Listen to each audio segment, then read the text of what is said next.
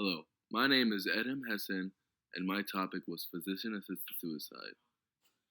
This is defined as a physician knowingly and intentionally providing a person with the knowledge or means, or both, required Or to commit both. suicide, including counseling about lethal doses of drugs, prescribing such lethal doses, or supplying the drugs.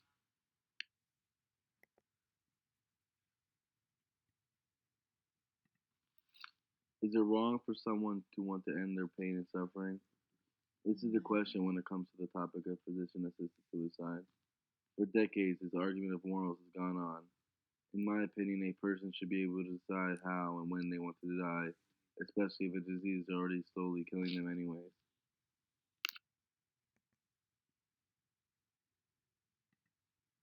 In an article from the New York Times, a daughter's story of her terminally ill mother was told.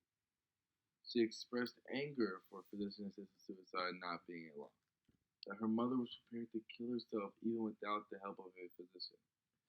This shows that the need for the law is great, and the amount of people suffering without it is high.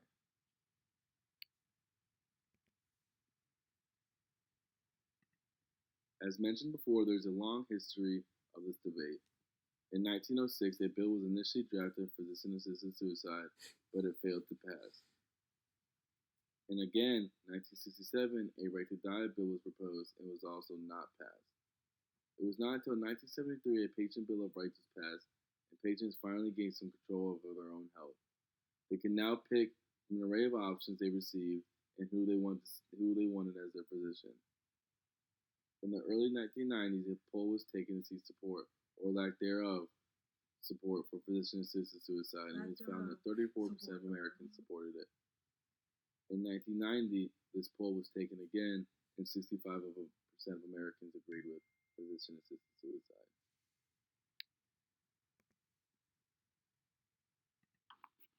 In 1998, a patient was aired on national television being given a lethal dose of medication on 60 Minutes.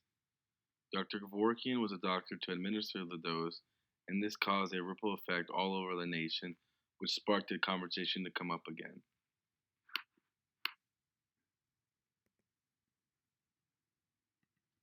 The large reason why physician-assisted suicide needs to become a law is the amount of suffering terminally ill patients are going through. The top 3 reasons for choosing physician suicide that embody this idea of suffering are the decreased ability to do activities that once brought joy, loss of autonomy, and loss of dignity.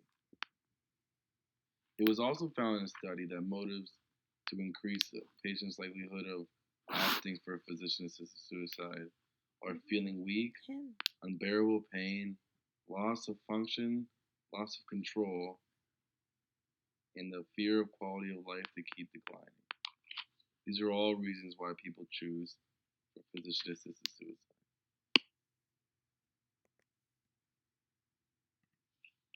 In 1997, Oregon passed the first of 7 current death with dignity acts. This act allows people in Oregon that are terminally ill to use lethal injection to pass away sooner. After Oregon passed this act, many other states followed, and for this reason, I believe other states should continue to follow. For nations and states that do pass physician-assisted suicide, the United Nations suggests that there should be procedures in place so that misuse of this law is avoided.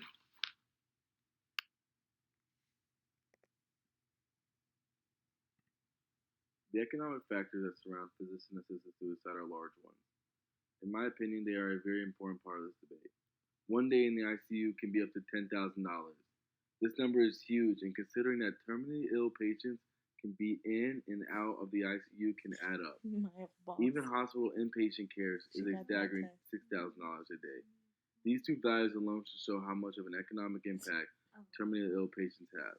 If someone is dying anyways, then these costs can be all for nothing in a larger picture. It was actually found that 25% of medical expenses for the terminally ill have no meaningful impact or little. To add on to this ridiculous cost, Medicare paid almost $55 million alone for the year 2009 for the last 2 months of patient care.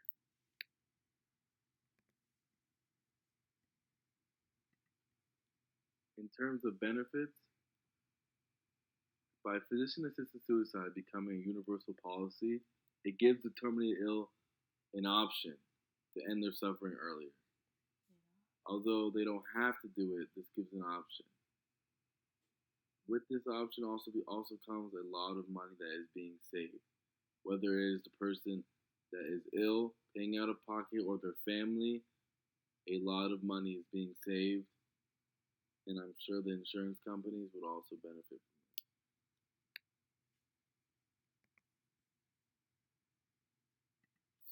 My main reason for support of this policy is that there are little to no downsides. Nobody is negatively impacted by this policy. The terminally ill are passing away within 6 months either way, so giving them a way out is not hurting anybody.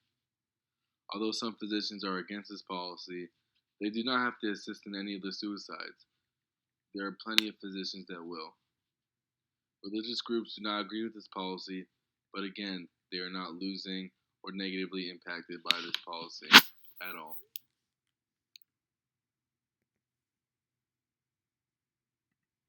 Although I believe it is the patient's decision in the end, the perspective of doctors does matter. In a UK study of 3,733 physicians, it was discovered that the majority did not support physician assisted suicide.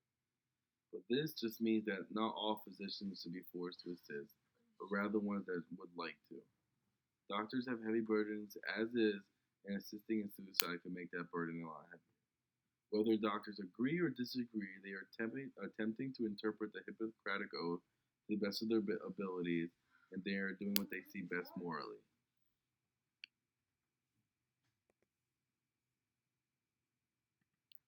In a 60-minute special, a patient with brain cancer was interviewed before she decided to take a lethal dose of medication to end her suffering early.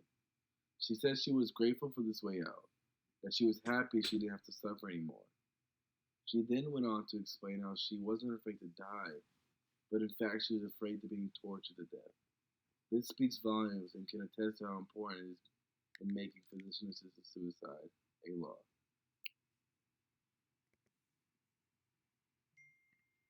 In conclusion, it must be understood that no group is being negatively impacted if physician-assisted suicide were to become a law. People may disagree, but nobody's being hurt in actuality. Terminally ill patients will have a choice to die on their own terms, rather than suffering longer than they need to. By this becoming a law, it also saves money for the family that is supporting the patient. And lastly, there are enough physicians that agree for this to become a law.